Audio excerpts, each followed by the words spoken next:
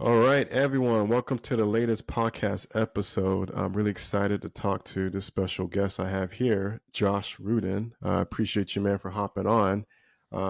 If you guys don't know, he's flipped over 100 houses by the time he's 30 years old. He's also been featured in HGTV, Flipping 101, and Netflix, Selling Sunset. So, I mean, he's a big deal in my eyes. I mean, he's killing it in the real estate industry as a whole. And yeah, man, appreciate you for coming on. Yeah, thanks, Terry. Hopefully, I could bring some value to your listeners today. You definitely can in all sorts of ways, man. I'm excited. But yeah, Josh, just let people know where you're from and kind of go from there. Yeah, so I grew up in LA in a small town called Agora Hills in the suburbs, so not really like LA. And I didn't really know what I wanted to do. I was even 18. I didn't even apply to college. I wasn't good at school. And I think there's a lot of people that aren't good at school and just think they're a failure at that point. But really, like, people's brains are so different. And some people are really good at paying attention. Some people are really good at just having that drive to make sure things happen. Some people are good at leadership and don't like taking direction. And I think I'm one of those people that I'm good at leadership. So, like, when someone was trying to tell me what to do, or you got to take this test, you got to do this homework, I didn't, I didn't naturally want to do it. I think there's a lot of people that way that have so much potential and just think they're a failure. So I definitely want to inspire those that didn't go to school and let everyone know, like, you can still do very well in your life, maybe even better because you could be the boss. So yeah, started off like that. Didn't know what I wanted to do. I was working at a deli as a host at like 18, 19, and basically my dad introduced me to a mentor, and I didn't know much about real estate. I was 19 or 18 when I met this mentor, and he was just this random guy. My dad was like, "Hey, head over to Red Robin, you're gonna meet this guy tonight." And I was like, and it was a group of a few people. So I went over there, and he had this board game called Millionaire Maker, and I was like, all right, well, I like games. So started playing this game, talking to this guy. He's talking about mailbox money and how you can own property and essentially be sitting at home and get a check in the mail. And like once I started to think about that, I was like blown away that you can make money without working, with that just putting things in place. Everyone thinks they have to go to work, get a job, but no, like you can set up systems and make money instead of having to be somewhere on someone else's time. So that started expanding my mind. We're playing this game, learning assets, liabilities, income, and expenses, and all these different statements, but like in a very simple way. And I got really good at the game, playing for probably 6 months to a year with a group of people. I brought one of my closest friends, Jonathan, and brought other friends here and there. Only me and Jonathan stuck the whole time, and ended up telling my mentor, I think we're ready to actually do this in real life. So he picked us up. He's like, be ready at 4 a.m. Picked us up, took us to a random town in Adelanto and Victorville, Apple Valley, that area in California, which is like completely different than what we were used to. Like we grew up in like, I would say like a more wealthy area in Agora Hills. Like it's considered a bubble. Like there's one type of person living there. Like we just didn't really see what the world was like at that age. Um, Went out and saw like what many people refer to as desert rats. Like just not your typical type of person was out there. And like a lot of people that do meth, a lot of people that just don't have a lot going for them, and just probably the lower barrel end of the world lived out there. And I was like, I've never met people like this. I've never seen this kind of thing. And also, like, this was in 2010, and there were foreclosures everywhere. So I had never seen a house that was graffitied and just left there. So we would just like walk into random houses, and I was just like, wow, like you can make money in these areas. Like I didn't even know these existed. I thought like there's only $1 million houses out there. I didn't really see houses like this. And some of these were brand new, like 2006, some of them built in 2008. So they were only 2, 3 years old, but they were foreclosed because people would buy them for way more than they could afford.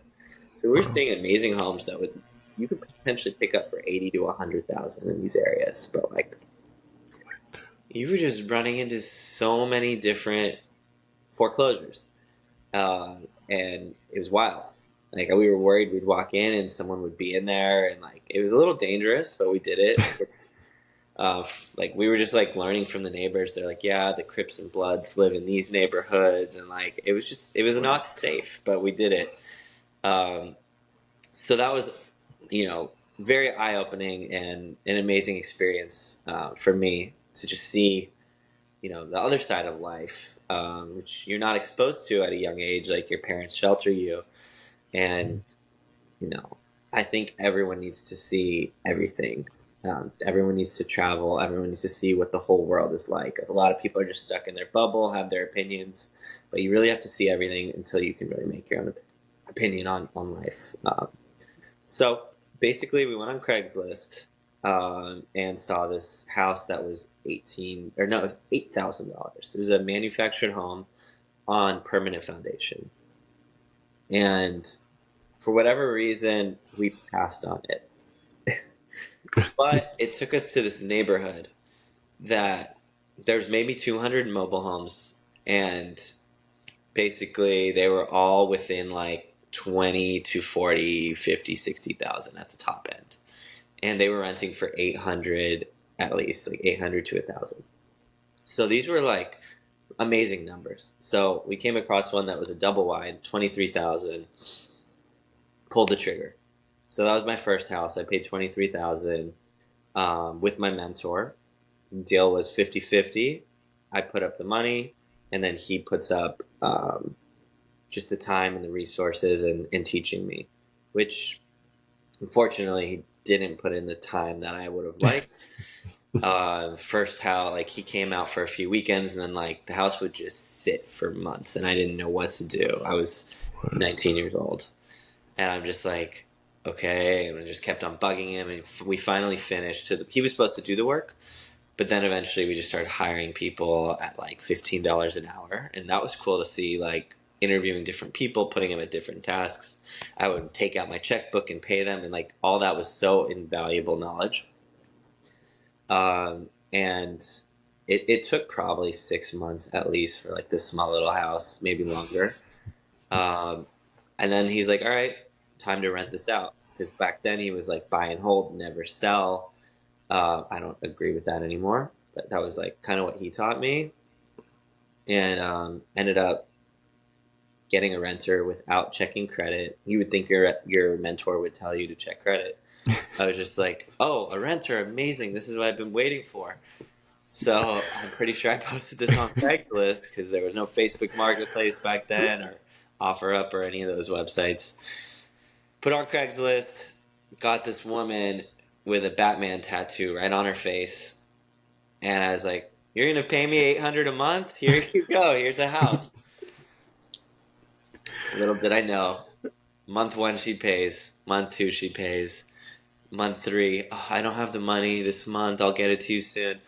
I'm just like this nice, sweet, innocent guy at this point. I hadn't been burned yet. And I'm like, yeah, let me give you the time. Another month goes by. Another month goes by. I don't even know what an eviction is yet. I'm like, all right, I don't know what to do. Someone tells me you got to do an eviction. I'm like, I don't want to kick her out. I feel so bad. But like, yeah, I put all this money into this house. Like, she doesn't deserve to live there if she's not paying. So I do the eviction. It's like $700. Takes 3-4 months. Finally get her out, and I'm pretty sure I put another renter in that. It was not good. It was so long ago, but yeah. Then I started buying only in this neighborhood, so I bought a few more. Um, my first 5 tenants all ended up having to be evicted, and like Wow. that was the point where I'm like, okay, is this even working? And like someone said, like, you got to check credit. I'm like, I don't even know how to check credit. So I started checking. I didn't even have like property managers. I didn't know that you hire property managers. I was like, why would I pay someone else? I'm going to do this myself. Now I know like paying the expert would have been invaluable. It would have saved so much money. I would have learned. And eventually I could do it myself if I felt like I had the time and needed the extra money. So yeah, basically ended up getting this one tenant after like a while that was really good. And he was like, I actually used to have a lot of money because he moved across the country from like New York area, and he was paying 600 a month or something like that for a single wide. He's like, I lost all my money in the stock market, but I have experience building homes. I've actually built my own custom home, and like I think what you're doing is amazing. I can really help you. He's like, why don't you start flipping homes? So it was like, this is just like my tenant. I was like, all right, like he's like, just pay me $500 and I'll help you. $500 flat fee. I'm like, okay, cool. So I hire this guy. He's a talker, big dude, probably 300 pounds, and he is like a little teddy bear too. Like he just like loves everyone. So like I told him, hey, I'm talking to this one guy. I've been talking to him for a while. I could probably buy this and flip it. It didn't really work as a long term hold, but like maybe we can flip this. So ended up buying this property. All the material was already in the house, and all I had to do was find somebody. So he found the guy. He told the guy what needs to be done. I'm learning, and basically I made 15 grand on the first one, and the house was probably like 60. No, not even something like that. And I only had to put like 15 in, so I made 15 quickly, and I was like, okay, like that felt good. Like that's a lot of money. I've never made that amount of money at once. And like now that sounds small to me, but like at that time, like it was a stepping point. Like that was a lot of money. And that was 10 years ago. Like it wasn't as much. Not that like I'm old and it's like when you're like 60, you're like, that was 10,000, that was a lot. No, but like that was a lot of money. So kept on doing it. Ended up probably buying 5 that year with him and like made 6 figures. And then eventually he's like, all right, I want 15% of profit. And I was still chill because like so he'd even find some deals for me off market, and like he was very valuable to the start of my career. um, I like don't know that I'd be here today without him, and it didn't end well with him. I was actually about to fire him because like he would What? randomly, like after a while, like I don't know if he was on drugs or what, but like he'd write me these long ass emails making no sense. um, and like essentially like just always complaining that like he wanted even more cut of the pie, and I was like, all right, but like I can't, like I can give you a little bit more, but like he just like started to become very resentful. And looking back, maybe I understand a little bit, like he was doing a lot, but like at the same time he wasn't. Like I felt like he wasn't even doing a good job towards the end. He was kind of falling apart. So I was like actually getting ready to fire him and say like this isn't working anymore. um he even hired somebody that I, without, like he was out of town, just gave him 15 grand of my money, like at once. The guy just walks away with it. So he made a lot of really big bonehead mistakes. So I'm about to fire him, and like the next day I'm like, where, like why is this guy not answering me? Why, like he's not answering my contractors? What's going on? So I call one of my contractors and I'm like, can you like check on Tim? Like what's going on? So they go to the house and break in and like literally find him there. Like he passed away. And where they called me What? and he goes, Josh, like Timoteo, he died. I just go like numb. I'm like, holy shit, like what happened? He like apparently, like we still don't know what happened, but like probable heart attack. They found him, Oof. like he fell, hit his head, blood all over the floor. He's like 300 pounds. Like they had to pick him up and like take him out. Like it was just like not cool. And his brother was wondering where he was. His brother ended up being at the house that same time. So like everyone like had this like traumatic experience, including myself. And like I still really liked the guy as a person, but like it wasn't working out in business, and it was like kind of crazy the timing. So I went out there, had like a little funeral at one of our projects with like all the guys because they all loved him, and like we all talked about like our favorite thing about him. And I think that that drove me to like even be better, and um, started ramping business up, like started figuring out what a hard money loan was. Oh, I can do 10 homes because I only put 10% down instead of one and pay all cash.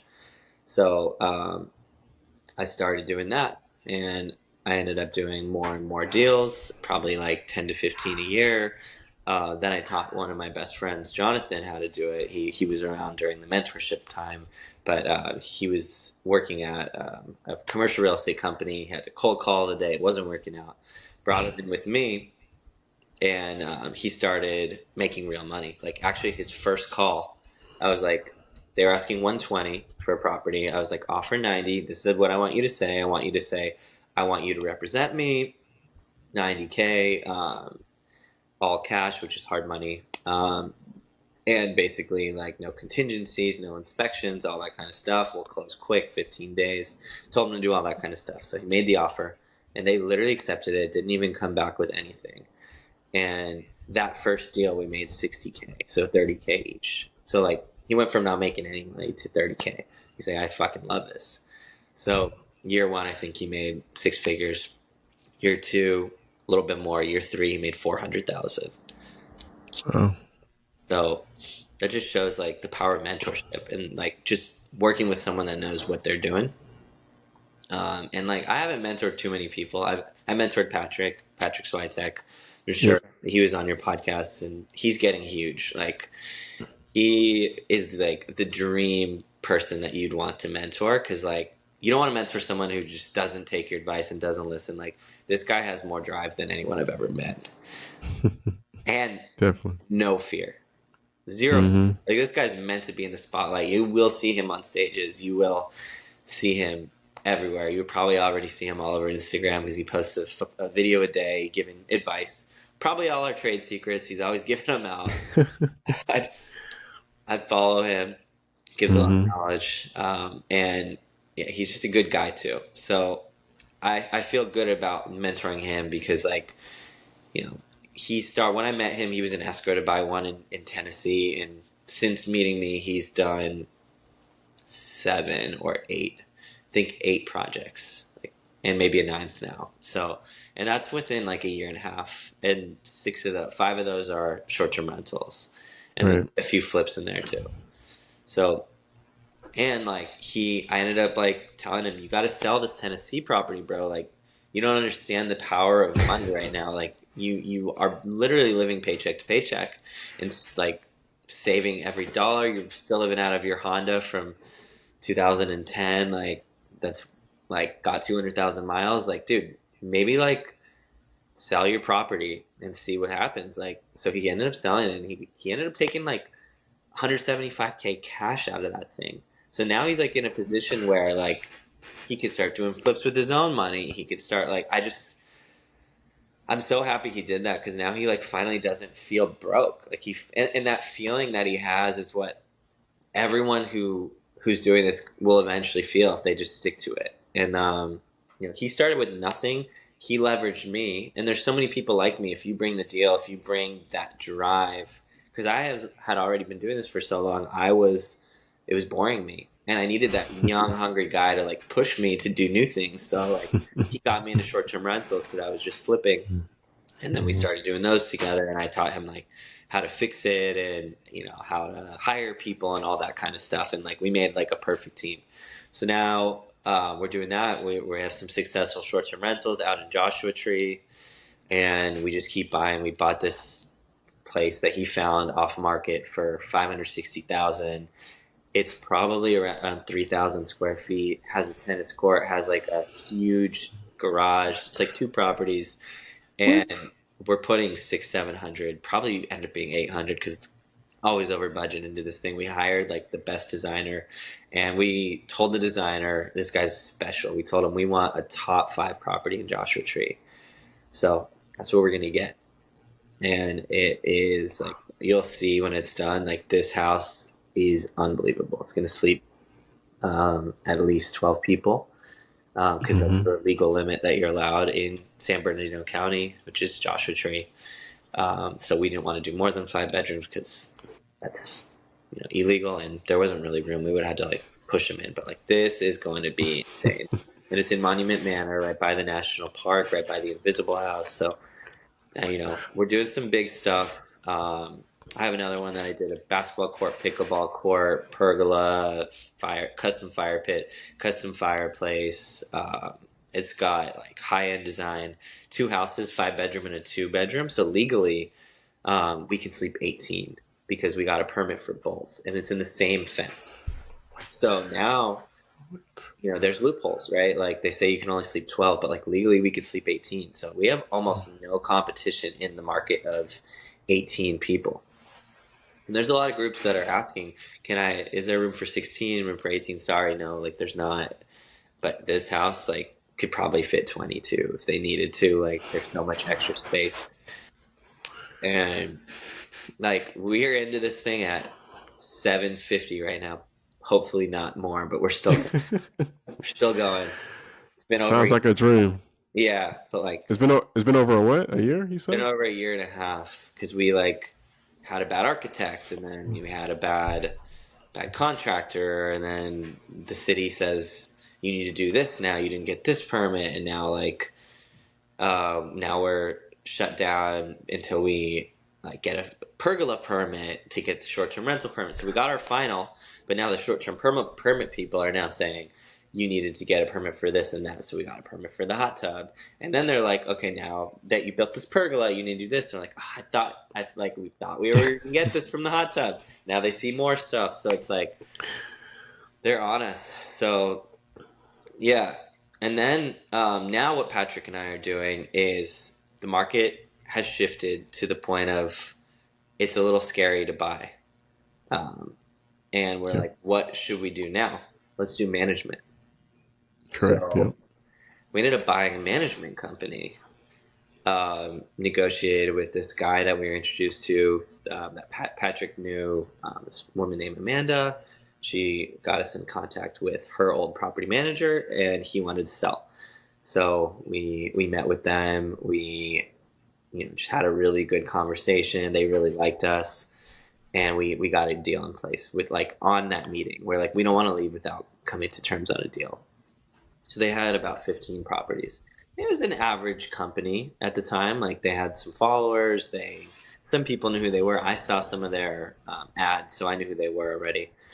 And they had a couple good properties, but overall, like now, what I know now, like I probably wouldn't have bought that property management company, but I needed it to learn and to like get that quick growth. Like Patrick and I have been doing this like 4 months, and it's absolutely wild. Like what that company has brought us, just because we already had 15, because we already had a company that's been around for a while, Mm-hmm. versus if we just started from scratch. I think we probably would have had to give up some on commission. Like maybe, like we'll do it for 15% instead of 25, which is like standard. Like we would have had to like do a ton of different things, but like now that we're like legit, we were able to get higher, commissions. We were able to come in and like get a lot of people to sign up with us quickly. Like we just got somebody that, does multi-million-dollar developments, and he signed with us over all the other companies that's been around there for a long time. And like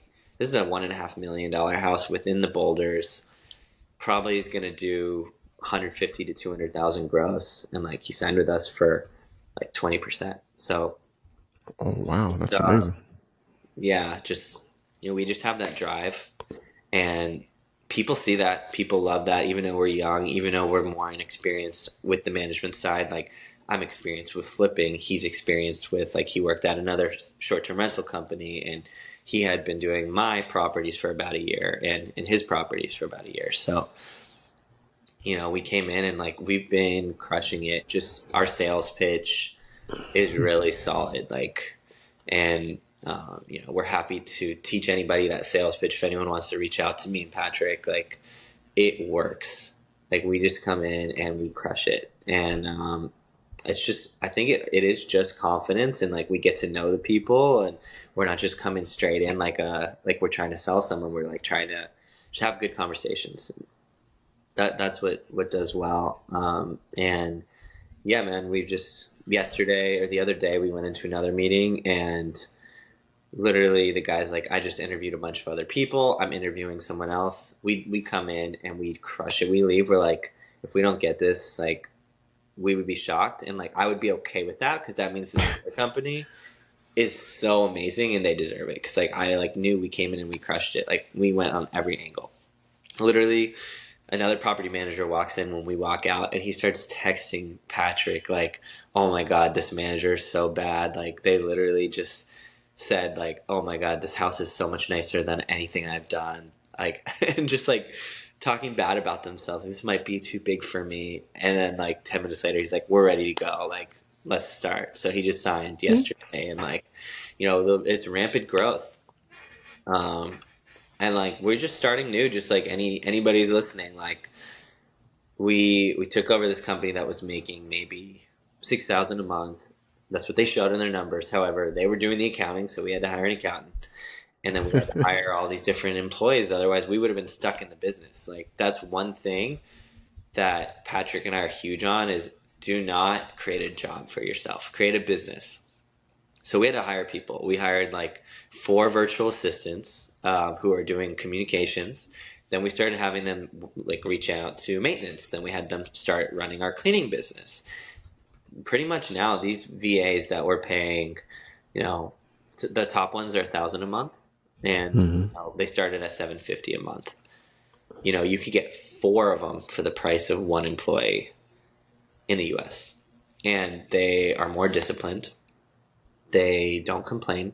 They're so happy to have the job, and they're smart. And the ones we hired speak really good English and have a very small accent. So I think people are sleeping on what virtual assistants can do for your business. Like it is wild.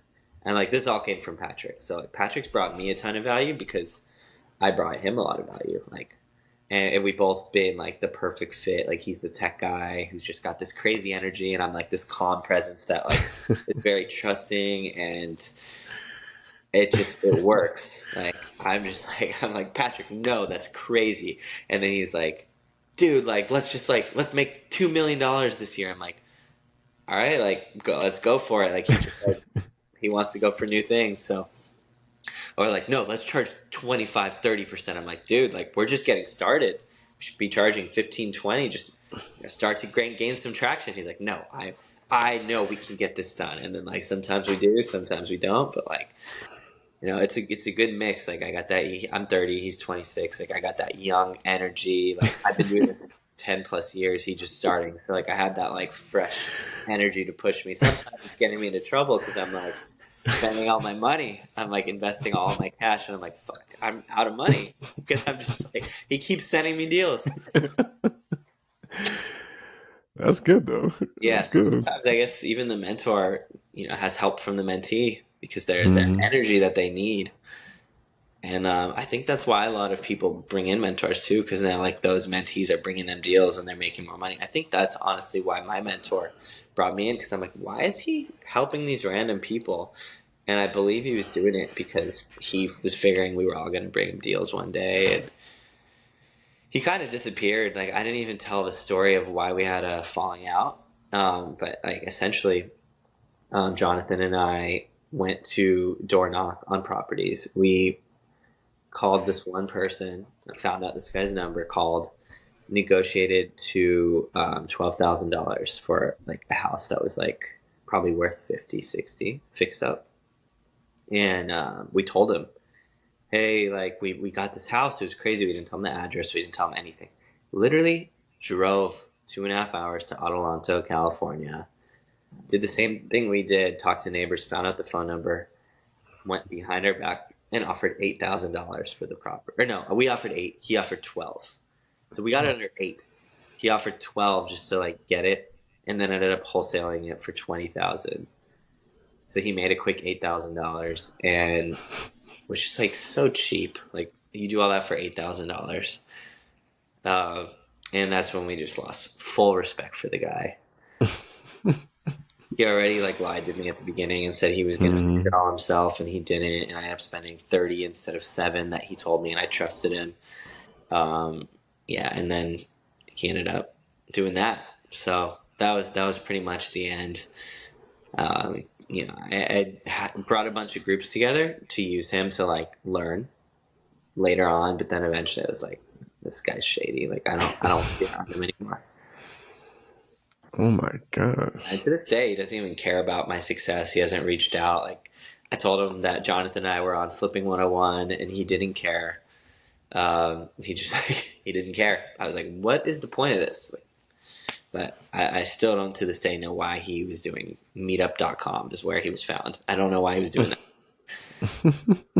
But yeah, and from him, like I literally wouldn't be here today. And it's unfortunate that I don't have a mentor that I can still go to and like talk to about all the success. I never would have made it on Selling Sunset. I never would have learned how to like take a $1.1 million home, turn it into a $2.2 million home by putting 600,000 into it. So like that was a huge profit, and ended up I just knew for whatever reason I knew that if I hit up Selling Sunset people, they would take it because I it was such a sick house in Studio City, had a view, huge windows. I ended up putting a sauna, like a custom sauna, in the closet in the house. Big sauna in the master with like huge, probably like 15-foot long window by 10-foot high window overlooking like everything. Put a steam shower. I put a lot of money into this place and I made it unreal. I had 25-foot ceiling. So I was like, maybe this isn't like a $10 million home, but like this is easily over 2 million and it's different. Like no, there's no house that you can replicate. I had blue cabinets. I had this cool wallpaper. Like it was different. So reach out to Chriselle. She doesn't answer. Chriselle from Selling Sunset. Um, so then I go on Flipping 101, where that's Tarek El Musa's show. And he ended up marrying Heather Ray Young, who's now Heather El Musa. Mm-hmm. Got on. So she ended up being on the show, Flipping 101. And I was a huge Selling Sunset fan already. And like Jonathan and I were pretty excited that like we were going to meet Heather and like film with her on the show. So I'm like, we're having a good time. I'm starting to bond with Tarek. Tarek's a freaking great guy. Like the Mm-hmm. greatest guy. Like he even like out of nowhere like goes, "Hey guys, come to my trailer." He has like this like um, SUV thing, this van, and he has a driver. And he like said, "Come to my thing." He's got this custom amazing van. He's like, "I want to tell you guys some stuff." He just starts randomly giving us all this advice. Like we didn't even ask for it. It was like so nice, and like from the first day I met Tarek to that day, like completely changed. Like the first day we filmed, Tarek was not in a good mood. Like he's overworked. He's I bet. filming nonstop. He's got his own. He's got so many businesses, and all of a sudden, like he just broke in the middle of filming. He's like, "I gotta go. I'm gonna go get some food," and he just walks out. And we're like, "Whoa, who is this guy?" And then like later on, he started asking me on camera, like, "What was your first impression?" I was like, "Dude, to be," I said this on camera. I'm like, "To be honest, man, I thought you were such a dick." Like I was so confused, but I was like, then like you were the best guy, like such a good guy. Like I would think we just caught you on a bad day, and they didn't put that on the show. I think they should have. It would have been interesting, but they cut you out. That's what I'm realizing about these shows being on both. Like they will cut out all the best parts, and it's Oh my great. gosh. Yeah, and so we film with Heather, and I get Heather's number and everything, and I like show her this house. She's like, "Oh yeah, like I'd be interested in selling that." So she like makes an appointment with me and has Jason Oppenheim show up and her and Tarek. So now I'm walking into this house with like these three celebrities, and I'm just like this normal guy who flips homes, and I thought it was freaking awesome. Like I looked up to all of them. I had been watching Flipping 101 for a while, or flipping his other flipping show, not Flipping 101, Mm. Flipper Flop. Yep. Watching that for years. That's like how I learned a lot of flipping is watching that as well. and they come in my house, and Jason's just like, you got to get art over here, you got to do this, you got to change this, you got to spend probably 6,000. I'm only taking this listing if you do all these things. I'm like, all right, I trust you. You're Jason Oppenheim from the Oppenheim Group, of course. So they walk in. He's like, yeah, like I would like to list this at like maybe 1.7, 1.8. Like I know you wanted to list it at like 2.2, but like I don't think it's worth that. I'm like, no, like I know this is different. I know this is worth it, but I was like, okay, like I'm not gonna list it that low. He's like, all right, the highest I'll go is 1.9. I'm like, okay, fine. Like he's like, this was in the part of the market like during COVID when everything was selling over asking. So I'm like, he's like, if the market bears it, it will sell for more. I'm like, okay, well, I'll prove you wrong. So puts it on the market. I don't see Heather or Jason or anybody. After you listen with them, they're gone. You're dealing with their assistants. Um, and yeah, they ended up having a couple open houses. I went to some of them. So many people walking in and out, like probably like record numbers. Like it was crazy how many people are walking in because I knew this was underpriced. And he's like, yeah, Jason calls me, and he's like, "You're going to be really happy, but we got an offer for 2,175,000, which is like approximately 300,000 over asking."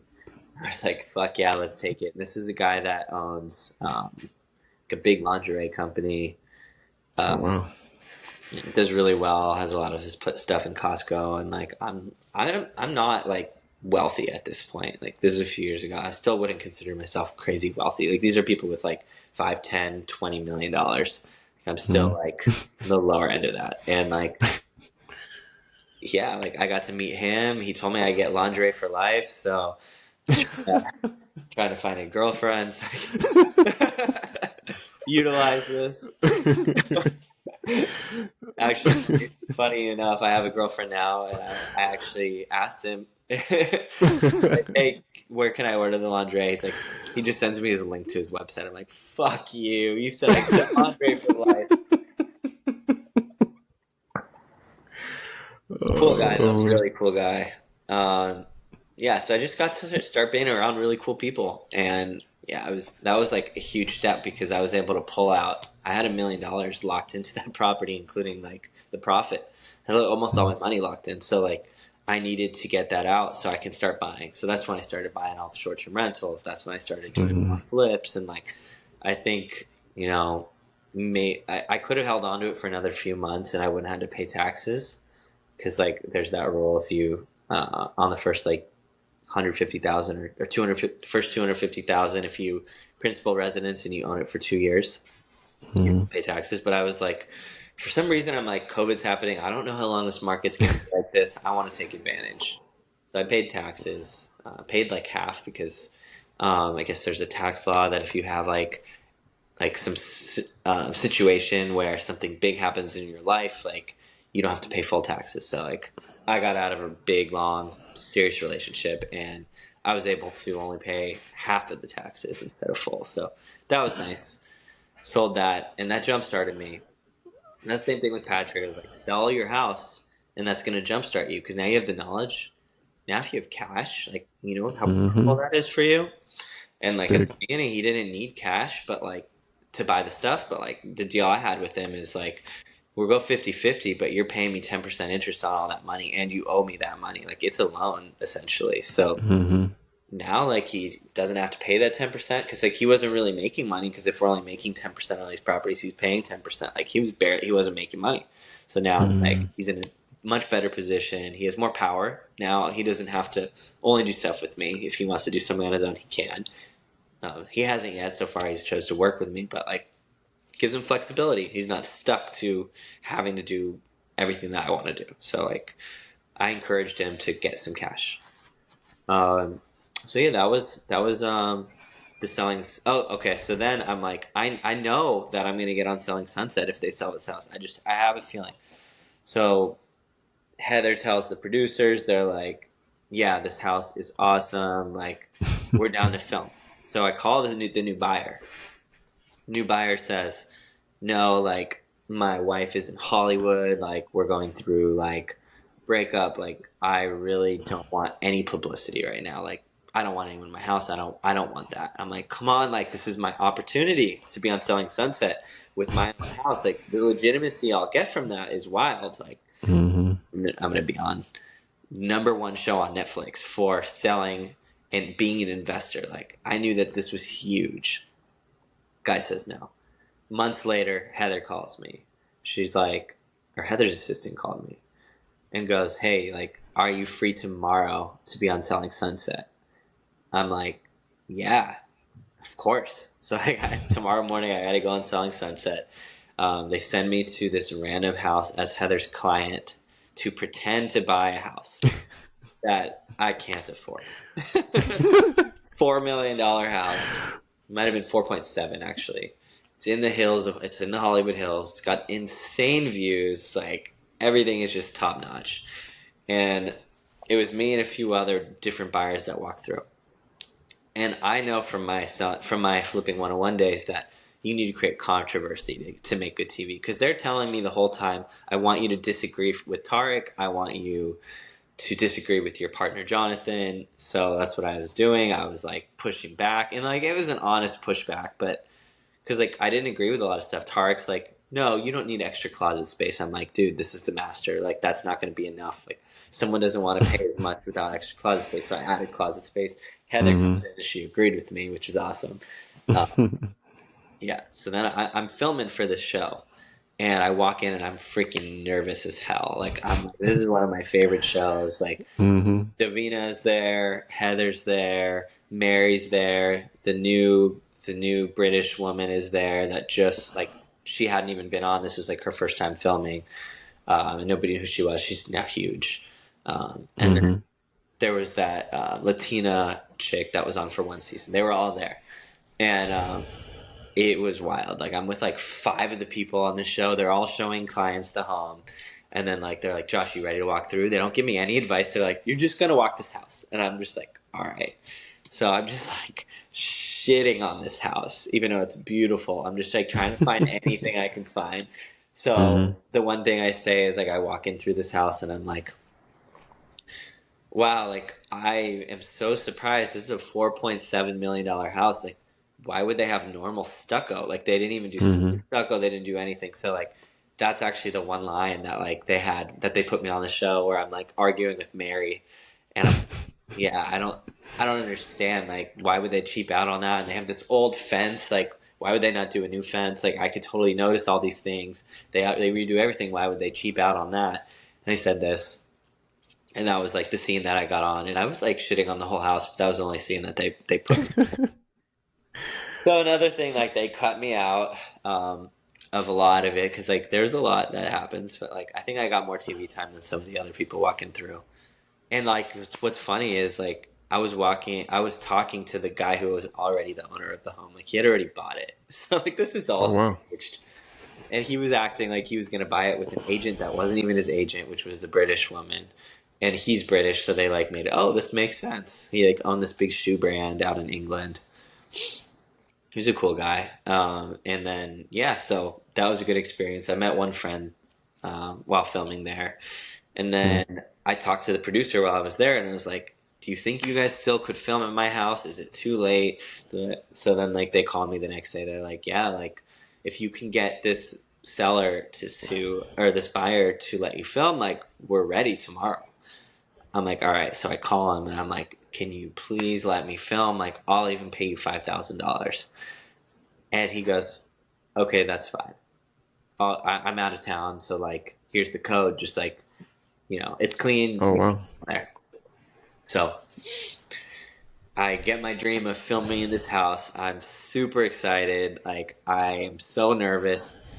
I walk through with Heather and Brett Oppenheim, who is not the original person, which was Jason who walked in. We reenact that time where Tarek was there, and we walked through the home. So basically, it was the same thing, but with Brett. And I'm walking. I'm so freaking nervous. I walk in, and like I'm giving them a tour of my house. We're having like great conversation. Like And then there's a scene of like Heather pretending like, oh, where is this remote for the blinds? Because I have like really high windows and we had blinds that were only remote controlled. And like she's walking through looking for these blinds. And it's just like partly acting, but partly like she really was looking for it, but reenacting. Like it's real stuff, but they have to act. Like because they'll reshoot and then, or they'll tell them, this is what I want you to talk about. Save the conversation for camera. So they are Oh some wow. real conversations too. Like you see all the drama stuff happening. Like it's real drama, but they're also the producers are definitely trying to be like, oh, this person said that. I want you to at this party like go up to them and start the controversy, and then they will really be bitching at each other, but like they want to dramatize it. So then, you know, at this time, Jason and Chriselle are dating, and Brett and Heather have a conversation about what would happen if they break up. What would you do? Like they're having this conversation in my kitchen. I'm just like watching outside of the filming, and I'm like trying to get some on camera, like behind the scenes, which I have some videos posted on my TikTok, but it did not go viral. I don't know why. Oh Yeah, man. so I'm like, all right, like for sure they're gonna put this on. Like they're gonna definitely put this on Selling Sunset. This is some really good drama. And then Chriselle comes in. I'm like, oh my god, Chriselle, like the main star of the show, is coming in through my house. Like now Heather and Chriselle are talking about the drama up in my master bedroom, and they're having a great conversation. And for whatever reason, like none of the drama was enough for the show, or they didn't have the space. But like they completely canceled out my entire film day. Oh Like I spent damn. that $5,000. I told everyone for like a year I'm gonna be selling Sunset. When I was single, I was telling random girls I'm gonna be on Selling Sunset. Like it was just that move. When I like go on a trip, like I'd be like tell my friends, hey, like just mention it, and like I'm gonna play the modest card. Like, oh, why'd you tell them that? So Oh man. that was like the move. And like, yeah, for whatever reason, they didn't put me on. All they did was have Heather go through and say, I sold Alta Mesa. And it like showed some photos of Alta Mesa. And then they showed Heather talking to me and saying, hey, do you want to buy this property for 4.7? Like, do you want to match it? I'm like, no, man, that stucco wasn't a good house. Like, let's keep looking. And then like they put me on, like talking to her on the phone real quick. That was it. I didn't get that TV time I was looking for, except for Oh man. walking through, looking for a house I wasn't buying, and then like little slideshow of my house and that one conversation. Um, so yeah, that sucked. But eventually, like after literally a year of trying to schedule with Heather and Tarek to celebrate the sale of my house, we finally went to dinner out in Newport. Had a really cool dinner. They were awesome, and like I'd consider them friends now. Like we don't talk too much because they're busy. They just had a baby, but like hearing like Tarek will answer my text if I have any questions or advice, or I want to know what's going on in the market. Like he's happy to like help me.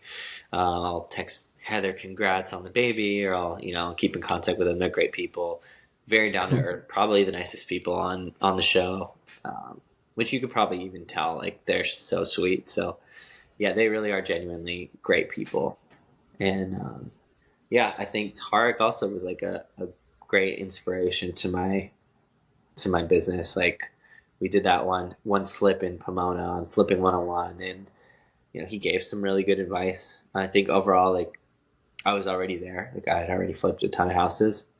The whole point of that show is actually come in as an inexperienced flipper and come to Tarek for advice to help you. But I was not inexperienced at all. So we played it off as, let's do our first flip in LA, because I hadn't done a flip in LA. I've only done flips in the high desert where Victorville is. So that was cool. I got to like learn how to do a higher end home, which I had already done my personal residence, the one that was supposed to be on Selling Sunset. Um, so yeah, I mean that took me to new heights, like learning, because I hadn't even done like a yard before, because like in the desert there's no yard, so you just leave it dirty. Mm-hmm. So I had to redo a whole backyard. I had to redo the pool that was there. It was a lot, and it turned out really well. We ended up making over $100,000. That was my first time making over $100,000 at once. And yeah, that was an amazing experience. I think I think once you're on like a show, or like even if you have a social media presence, or like even like you wouldn't have hit me up for this podcast, like I didn't know who you were, you didn't know who I was, but like you saw my Instagram, and you're like, this guy's legit, I'm gonna hit him up. So like just having like an Instagram presence and having like that on my resume, like I think all those little things add up and are important, and people start looking at you different. Like I'm no different than any other flipper. I'm no different than any other person. I've just done it more times, and I have been on TV now. But I'm such a normal person. Like I wouldn't consider myself famous at all. But some people will look at me on that. Oh my god, like that's amazing. Some people will be in my presence, and I'm like, why are you treating me different? And I'll actually tell them like, don't apologize. Don't. Why are you nervous? Like I'm so normal. Like I don't like that. And the people in my property management business ran like the cleaners are like just like they're looking at us like because we own this company like above them, and I'm like, I don't like that. I want you to look Hmm. at me as an equal, and I want you to believe you're an equal, because if you like that's how I'm with celebrities. Like I'll run into a celebrity and I'll just treat them normal. I won't want to take a photo of them. If I ask that person to take a photo, they're going to look at me as someone less, and I would never want anybody to do that with me. Like if some like I know from experience, like when someone like tells me I'm so nervous to talk to you, I was just it's like, okay, like I already will write you off as somebody on my level, as somebody that I'd want to spend my time with. And I don't want that. Like I want you to have confidence. I want you to feel like you could get there. Or like, just be like, I know that you know a lot, I don't know a lot. Like I would love to surround myself with you. I'd love to bring value in any way. And that's the best way to approach things. But like there's so many people that are nervous, and I think that they shouldn't be. Cool, man. Dang, you hear it first, guys. Josh Rudin here, aka Celebrity in My Eyes, but No. Not this at message, all.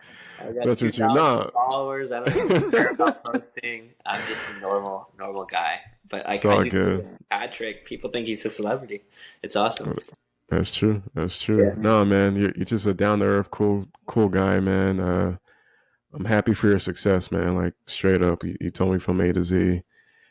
It's just amazing, right? And you mentioned anyone can do it, right? You just have to put in the work, find mentors, like you mentioned. You're a mentor yourself. That brings me up to my next point. If anyone wants to get mentored by you, what's the best way for them to reach out to you? To get They can go to my Instagram, Josh period Rudin, Josh Rudin, and then we have our property management Instagram, Stays You Like, but yeah, my personal Instagram is probably the best way to reach me. Okay, gotcha, cool. And this is something I'm trying to actually, you know, trying to say on each podcast, right? I'm trying to actually pull that up here. But like I wanted to find out from you, lastly to end the episode, what keeps you going every day when you want to give up? You may have those times where you might feel that way, but what keeps you going? I got that drive, man. Like I want a life with no stress. I want to be able to wake up every day and not have to work, but want to work and do things that I like. And I know that right now is the time to really put that drive in and create that life. I'm not making that much money right now because I'm just reinvesting. I'm not spending. I don't have a crazy nice car. I don't have a house. I'm downsizing to a smaller apartment. I downsized from my personal residence after my breakup. Like I am just focused on creating a future, and I think you have to save. You have to just keep envisioning that life for yourself. And until I get there, I don't think I'm gonna take my foot off the pedal. I still want to enjoy myself, go on vacations here and there, but at the end of the day, I know that I want to have a bunch of short-term rentals and a management company that I don't have to be there, and it's being run on its own, and I'm just there for support to people. And that's what I want, is to be making millions of dollars residually, so I can go and do whatever I want. If I do end up wanting to speak on stage, I can do that. I naturally have been a shy person my whole life. I could say on my first podcast I did, Flipping Junkie, I was so freaking nervous going into that. I was nervous to talk to anybody. And like now I have no problem. Like since my experiences going on TV and being on a few podcasts, like I don't get nervous anymore. And I think like a lot of people just have to do it and put that just do it. Like I don't care if you're scared. Like you just have to know and have that confidence that like you will do it. If you have the knowledge, like you'll be able to get through it. Like, and that's the biggest thing is just keep learning right now. Keep learning, and then eventually it'll build confidence. Well said, Josh. You heard it first, guys. Yeah, man. Thanks again for coming on. You dropped a lot of knowledge. You gave your whole story, and I think a lot of people can relate and actually succeed just like you. But yeah, man. Thanks so much for spending your time, your busy schedule, hop on my podcast and shed your part of your story, man. Appreciate it. Yeah, of course, Terry. Thanks for having me on. Cool. So everyone, check out the next episode. Until then, peace out. Later.